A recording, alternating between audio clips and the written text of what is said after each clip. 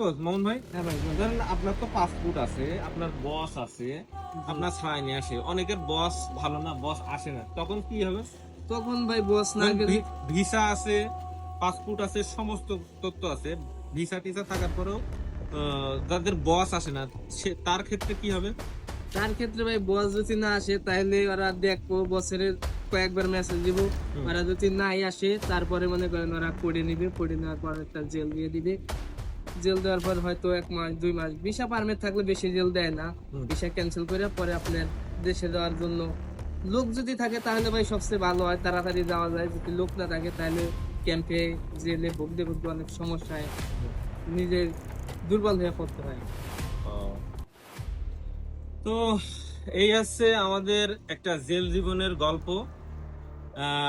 অনেকের জেনে রাখা ভালো, মালয়েশিয়া বা পৃথিবীর যে কোনো দেশে নিয়মটা অনেকটা সেম হয়ে থাকে।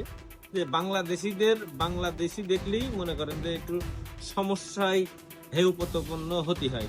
তো এইসব কিছু কিছু তথ্য জেনে রাখা ভালো, যাতে আপনার সঙ্গে যদি কেউ প্রতারণা করে, দেখেন এর তামপাত্তালা 300 রিঙ্গিত জরিমানা, কেউ যদি আপনার কাছে 4000 রিঙ্গিত জরিমানা চায়, তাহলে আপনি আইনি সহায়তা নিতে পারেন এবং আপনি তার সাথে জেরা করতে পারেন।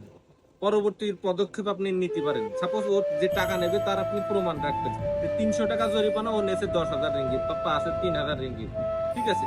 তখন আপনি ওই প্রমাণ রাখার পরে তার পরবর্তী আইনি পদক্ষেপ নেবেন। মালয়েশিয়ার ওর জন্য যদি আইন থাকে, তাহলে একজন ওয়ার্কারের জন্য আইন আছে, ঠিক আছে? ওয়ার্কার শোষণ হলেই আইন আছে। কিন্তু আমরা ধরেন অবৈধভাবে কাজ করে, যেরকম আমার পিএল এর বিষয়, এখানে এসে কাজ করছি, ঠিক আছে?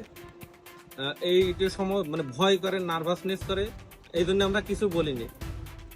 যদি এরকম কেউ করে, প্রমাণ রেখে দেবেন, পরবর্তী আপনি আইনি ব্যবস্থা নেবেন। ভিডিওটা অবশ্যই শেয়ার করে দেবেন, কারণ আপনার আমার মতো অনেকে আছে নিরীহ প্রবাসী, জানে না, তার কল্যাণে কাজে আসবে। ধন্যবাদ।